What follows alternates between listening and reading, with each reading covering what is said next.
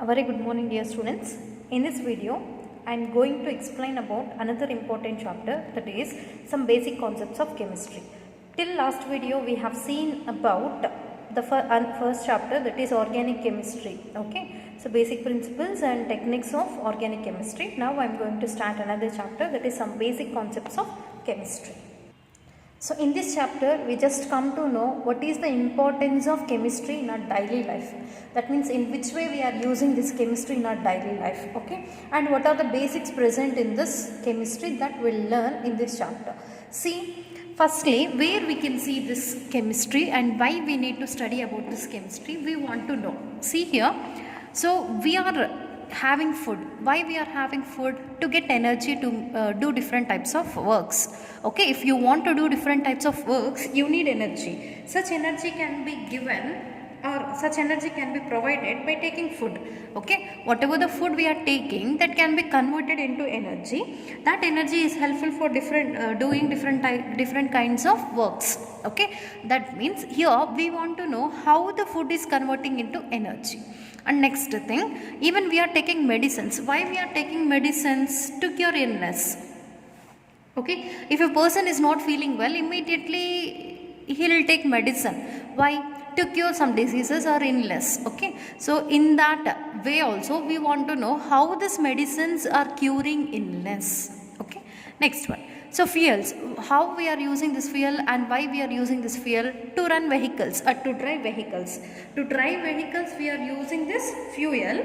Now we want to know how the fuel helping to drive vehicles. Okay, that means all these are nothing but whatever the works we are doing in our daily life. Okay, what are the processes are taking place in our daily life. So to explain about reasons behind all these works, okay, so we have only one answer, that is nothing but chemistry.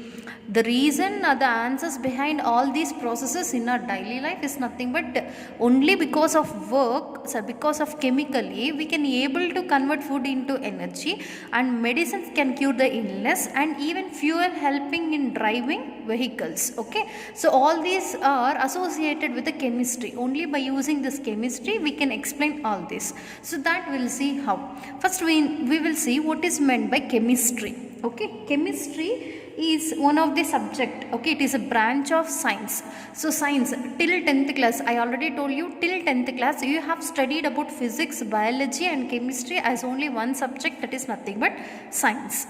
Okay, that means here chemistry is a branch of science. Okay, it is a branch of science that deals with the study of composition, structure and properties of matter. Okay, here we are studying about a particular matter. That matter is containing some composition and it is containing certain structure, and even matter contains some properties. Okay, so it is nothing but a branch of science which deals with the study of composition, structure and properties of a particular matter and changes that matter undergoes. Okay, that means on heating or in changing pressure, so some physical properties of matter can be changes into another physical property, that is nothing but changes that occur on changing its temperature or pressure. Okay, that means here in this chemistry completely we are studying about matter. Okay, completely we are studying about matter. So that first we want to know what is that matter. Okay, matter is nothing but that anything present in the world or universe that has mass and occupies some space. Okay, anything in the universe that has certain mass and occupies some space, that is known as matter. So matter is nothing but anything that has mass and occupies some space is known as matter. So we need to know what is the importance of chemistry. Now we know what is matter. We will see about classification of matter in next classes. Now we will see about what is the importance of chemistry in our life, in our daily life, how it can be helpful in our daily life, that we'll see. Till here I think you are clear. See here, so whatever the processes we are doing in our daily life or works we are doing in our daily life, all the reasons for all such type of works and processes, the answer is nothing but chemistry. What is chemistry? It is nothing but it is a branch of science that deals with the study of composition, structure and properties of matter. Sometimes that matter can also changes, okay, so that changes occur in the matter can also be explained by using the branch of science that is nothing but chemistry. Okay, now that means particularly we are studying about a matter in this chemistry. Okay, particularly we are studying about matter in this chemistry, so that we want to know what is this chemistry. What is this matter? Matter is nothing but anything in the universe that has certain mass and occupies some space, that is called matter. Understand? Now we'll see about importance of chemistry in our daily life. So see, this chemistry is interlinked with other branches of science. We have different branches in science, okay, lots of branches in a science subject. So till now we know only three, that is physics, chemistry and biology. Other than that, even other branches are also present in science.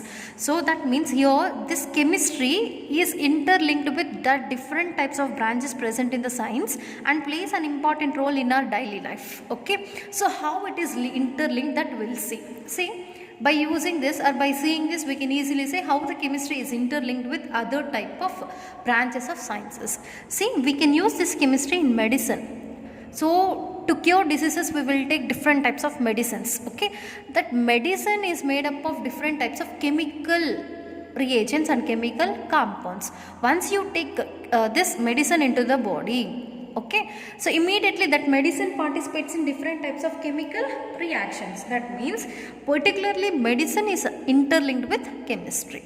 And toxicology, okay, so toxicology is also one branch of science.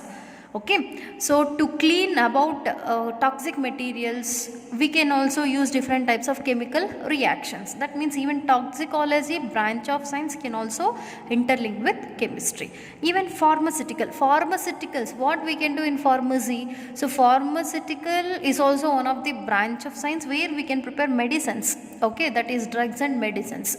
Such drugs and medicines are also prepared by using different types of chemical reactions and chemical compounds. Okay, next forensics. Even in forensics we can use this chemistry. Meteorology also we can use chemistry. Environmental science. Okay, in general we have whatever the things present around us that is considered as environment. Such environmental science is also one of the branch of science which is associated or interlinked with chemistry. And biotechnology, so it is also branch of science. Even biotechnology is associated with chemistry, because in biotechnology we can study about DNA and RNA. Okay, such DNA and RNA are also said to be made up of different type of nitrogen bases. That means between the atoms and the molecules present in this DNA and RNA are also connected by chemical bonds. That means even biotechnology is interlinked with chemistry. Okay, mineralogy and nutrition, biochemistry, agriculture, all these branches of science also interlinked with chemistry. For example, agriculture.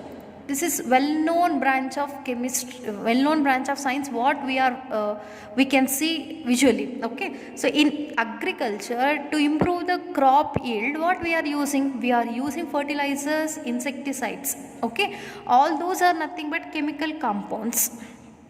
Okay, that means by using different type of chemical compounds we can prepare that insecticides and pesticides and fertilizers. If you use such type of chemical compounds, then automatically the crop yield gets increases. Even agriculture is a branch of science which is interlinked with chemistry. That means different branches of science. Okay, all these are nothing but different branches of science. So all these different branches of science are interlinked with chemistry. Okay, so in this way this chemistry is important in our life, important in our daily life. That means wherever, whatever the step we are making, whatever the step we are taking, okay, in each and every step of in our daily life it is associated with chemistry. That's why we need to know what is chemistry. Okay, so that is about the importance of chemistry in our daily life. Here are there few important points how this chemistry important in our daily life. Okay, see, manufacturing of fertilizers, where we can use this fertilizers, we can use for agriculture purpose. So manufacturing of fertilizers, alkalis, acids, salts, dyes. coloring agent. Dye is nothing but coloring agent. Polymers, all these are chemical compounds. To manufacture all these chemical compounds we are using chemistry. And identifying the weather patterns, okay, so whether it is dry or it is wet, okay, that identifying weather patterns also we can use this chemistry. And even manufacturing of drugs, okay, soaps, that is nothing but detergent, soaps and detergent, metals, different types of metals like gold and other type of metals, alloys, inorganic and organic chemicals, we can use this chemistry, okay. Even it is helpful in the manufacturing of drugs, dyes, soaps, detergents, metals, alloys, inorganic and organic chemicals. And even we can use it in production of superconducting ceramics, okay, superconducting ceramics, conducting polymers and optical fibers. Fibers, conducting polymers and superconducting ceramics can also be produced, okay, can also be produced by using this chemistry. Okay, next, synthesis of safer alternatives for CFC. What is CFC? CFC is nothing but chlorofluorocarbons. Okay, so this chlorofluorocarbons can damage ozone layer.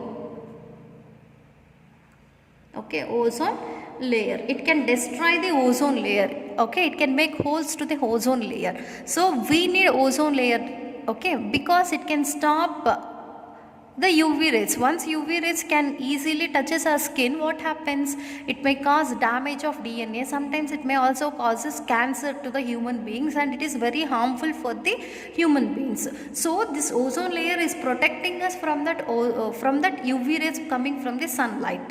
So once chlorofluorocarbons content increases in the earth, then what happens? It slowly moves to the ozone layer and it can damage the ozone layer present in that sphere.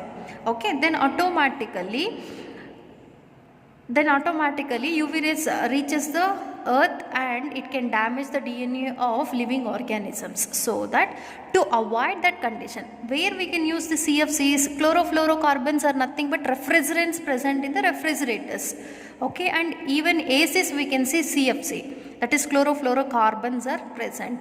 So alternatives can be used in the place of CFC. Okay, in place of chlorofluorocarbons, if you use any other alternative substance, we can avoid the usage of CFC. Then automatically the percentage of CFC in the earth decreases and we can protect our ozone layer. That means alternatives for CFC can also be prepared or manufactured or produced or synthesized by using chemistry. Okay, while synthesizing of safer alternatives in place of chlorofluorocarbons can also be possible by the involvement of chemistry. Next, to understand uses of enzymes for large scale production of chemicals. If you want to produce chemicals in large scale,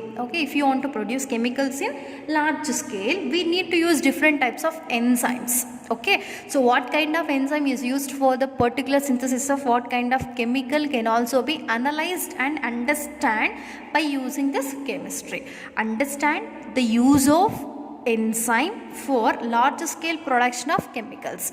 If you want to produce chemicals in large scale, we need different types of enzymes. Okay, to understand what kind of enzyme can be used for the production of different types of chemicals can also be explained by using this chemistry. Okay, and synthesizing of new materials. Okay, synthesizing of very different materials and new materials can also be possible only by using chemistry. That means all these are nothing but importance of chemistry in our daily life. Okay, that means in each and every step of human being is associated with chemistry, so that we need to know what is about this chemistry. What is matter? What is chemistry? It is a branch of science which deals with the structure, properties and composition of the matter, and the changes occur in the matter is known as chemistry. So that first we want to know what is matter. Matter, we know matter is nothing but anything in the universe which is having certain mass and containing certain space, occupies certain space is known as mass. Clear? Or matter, that is known as matter. Anything in the space, anything in the universe which can have certain mass and occupy certain space is known as matter. Now we'll see about this matter specifically. See, matter is nothing but it is anything in the universe which has certain mass and occupies space is called matter. So based on the arrangement of particles present in the matter, if you take matter, that matter is containing different constituent particles. So based on the arrangement of particles in the matter can exist in three physical states. Okay, it is completely based on the constituent particles, arrangement of constituent particles. Based on the arrangement of constituent particles, matter can exist in three different physical states. First one, solid state, next liquid state, next gaseous state. Solid, liquid and gaseous state. See, in solid state, okay, in solid state each and every atom or constituent particles, this is one of the matter. You can take this as one of the matter because it is containing certain mass and occupies space, so that we can say it is a matter. Okay, type of matter or physical state of matter. In this solid state, all the atoms, this round, whatever the circle I have represented, that is nothing but constituent particles. Okay, all these constituent particles are closely associated with each other. There is no space between them is very less. Okay, they are closely associated with each other. So all these we can consider as particles, constituent particles. Particles are held very close to each other in solid state. In solid state, all the particles, that's why there is no distance between them. They are very closely held together with each other. They do not have, particles do not have much freedom of movement. When they present close to each other, they do not move. If they are having some space between them, they try to move from one side to another side. But here two particles are present very close, then movement of the particles is not so easy. They do not move. Okay, they do not have much freedom to move because they are closely packed with each other, and they have definite shape and volume. Okay, so because of the attachment of atoms very closely with each other, they have certain volume and certain shape. So solid, for example, if you take pen, so this pen is also example of one of the solid state. In this pen, all the constituent particles are attached very close with each other, so that it is containing this kind of structure. Okay, or else mobile. If you take mobile is also an example of a solid. Okay, that is also containing certain shape and volume, because that the atoms or constituent particles attach very close with each other. Understand? Chalk piece. A piece of chalk is also one of the example of solid state, where all the particles are present very close with each other. Then they are containing certain volume and shape. Whatever the solid material if you take, they are containing certain shape and volume. And see, in liquid state, even in liquid, matter can exist. Okay, that is containing some constituent particles. These are constituent particles present in the water or liquid. So the constituent particles are loosely held together, okay, than compared to solid state. Here all the particles are closely held together, but here they are loosely held together when compared to solid state, and therefore they can move around themselves. Okay, so because of having some space, they try to move around. Okay, there is some free movement around the particles in liquid state, and they have definite volume. Okay, they will be having definite volume, so that we can say 1 liter, 2 liter, 3 liters, because they are having definite volume but no definite shape. Okay, there is no definite shape for the water. For example, water is present in liquid state. There is no particular shape for water. If you take in a glass, that is containing the shape of glass. If you take in a bottle, that will be containing the shape of bottle. If you take the same water in a pot, that water contains a shape of pot. That means there is no definite shape for the liquid state, but they have definite volume. Okay, and next, shape of the container is which it is taken. So whatever the container we are taking that liquid, that container shape will be possessed by the liquid. There is no particular shape for the liquid state. Okay, that is about liquid. Now move on to the gaseous. Another physical state is nothing but gaseous state. Even in the gaseous state, particles are present. That constituent particles are present very far apart to each other. Okay, there is lot of distance between the two particles present in gaseous state when compared to liquid and solid state. They are present far apart to each other, so they can move very freely. Okay, movement is very fast. If the distance increases, automatically movement will be increases, so they can move very fastly, and they don't have any shape. Okay, as we know very well, gaseous particles do not have any shape and they do not have any volume. Why they don't have any volume? Because they are present far apart to each other. Whatever the gas present in a big room can also be filled in the small balloon, because they don't have definite shape and volume. Okay, that is about the three physical states of matter. Matter can exist in three physical states, that is solid, liquid and gaseous state.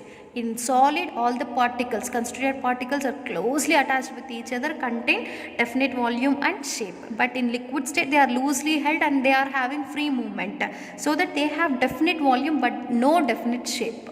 But in gaseous state, all the particles, constituent particles are far apart to each other.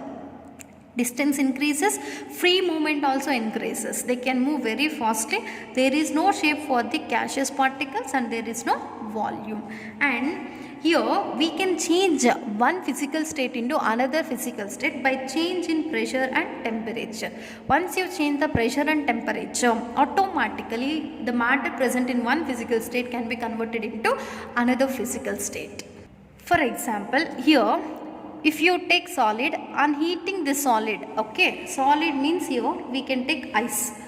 Okay, ice is present in solid state. If you heat this ice, what happens? It can be converts into liquid. So when water which is present in liquid state, if you heat, what happens? If we heat water, that can be converts into vapor, that is nothing but gaseous state. That means on increasing in temperature of solid state, it converts into liquid state.